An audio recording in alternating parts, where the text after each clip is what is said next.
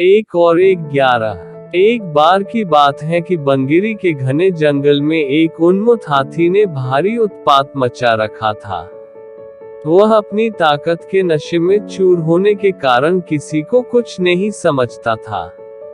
बंगेरी में ही एक पेड़ पर एक चिड़िया व चिड़े का छोटा सा सुखी संसार था। चिड़िया अंडों पर बैठी नन्हे नन्हे प्यारे बच्चों के निकलने के सुनहरे सपने देखती रहती। एक दिन क्रूर हाथी गरजता चिंघाड़ता पेड़ों को तोड़ता मरोड़ता उसी ओर आया।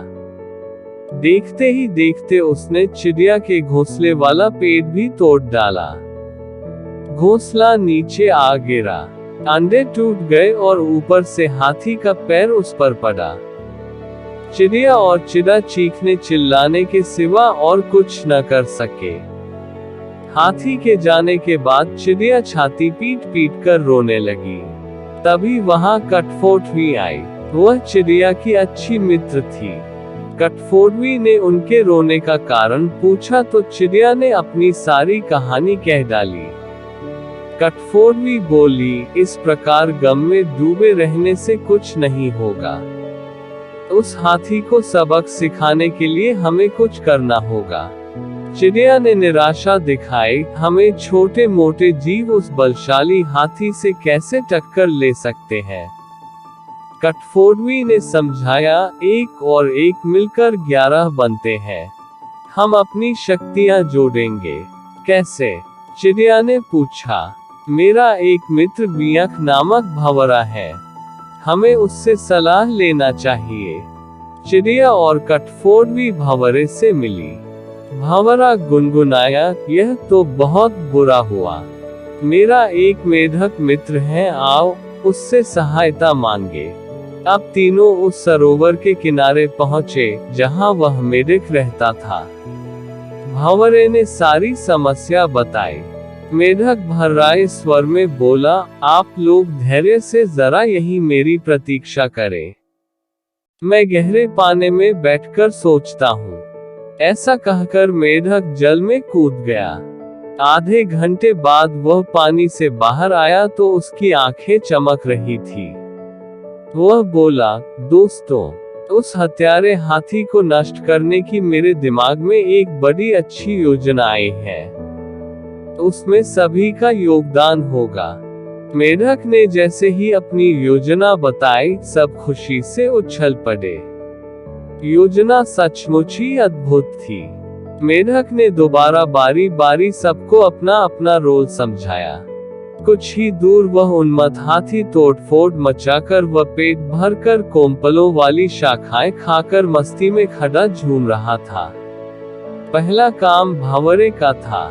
वह हाथी के कानों के पास जाकर मधुर राग गुंजाने लगा। राग सुनकर हाथी मस्त होकर आंखें बंद करके झूमने लगा। तभी कठफोड़वी ने अपना काम कर दिखाया।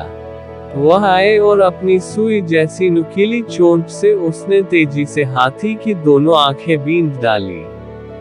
हाथी की आंखें फूट गईं। वह तड़पता हुआ अंधा होकर इधर उधर भागने लगा। जैसे जैसे समय बीतता जा रहा था, हाथी का क्रोध बढ़ता जा रहा था। आंखों से नजर न आने के कारण ठोकरों और टक्करों से शरीर जख्मी होता जा रहा था। जख्म उसे और चिल्लाने पर मजबूर कर रहे थे। चिड़िया कृतज्ञ स्वर में मेढक से बोली, भैया, मैं आजीवन तुम्हारी आभारी रहूंगी। तुमने मेरी इतनी सहायता कर दी। मेढक ने कहा, आभार मानने की जरूरत नहीं। मित्र ही मित्रों के काम आते हैं। एक तो आंखों में जलन और ऊपर से चिल्लाते चिंघाड़ते हाथी का गला सूख गया। उसे तेज प्यास लगने लगी।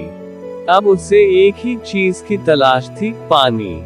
मेढक ने अपने बहुत से बंधु बांधवों को इकट्ठा किया और उन्हें ले जाकर दूर बहुत बड़े गड्ढे के किनारे बैठकर टर्राने के लिए कहा। सारे मेढक टर्राने लगे। मेढक की टर्राहट सुनकर हाथी के कान खड़े हो गए। वह यह जानता था कि मेढक जल स्रोत के निकट ही वास करते हैं। वह उसी दिशा में चल पड़ा। टर्राहट और तेज होती जा रही थी। प्यासा हाथी और तेज भागने लगा। जैसे ही हाथी गड्ढे के निकट पहुंचा, मेढकों ने पूरा जोर लगाकर टर्राना शुरू किया। हाथी आगे बढ़ा और विशाल पत्थर की तरह गड्ढे में गिर पड़ा, जहां उसके प्राण पखेरु उठते देर न लगे। इस प्रकार उस अहंकार में डूबे हाथी का अंत हुआ। सीखा 1। एकता में बल है।